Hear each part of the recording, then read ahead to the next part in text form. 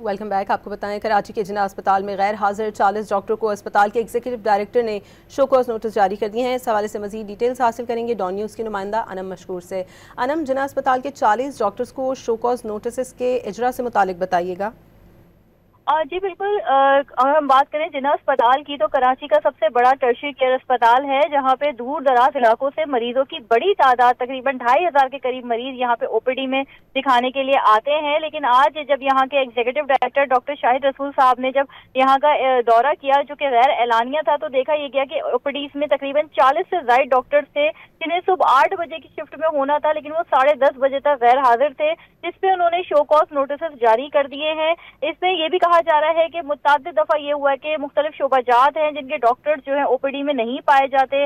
मरीजों को मजबूरन जो है प्राइवेट अस्पतालों की तरफ, प्राइवेट क्लिनिक्स की तरफ जाना पड़ता है। जो दूर दराज इलाकों से आते हैं गरीब, वो इसी बात पे परेशान होते हैं कि वो इतना जो है अपना एक्सपेंस लगा के आते हैं और यहाँ पे डॉक्टर्स नहीं होते।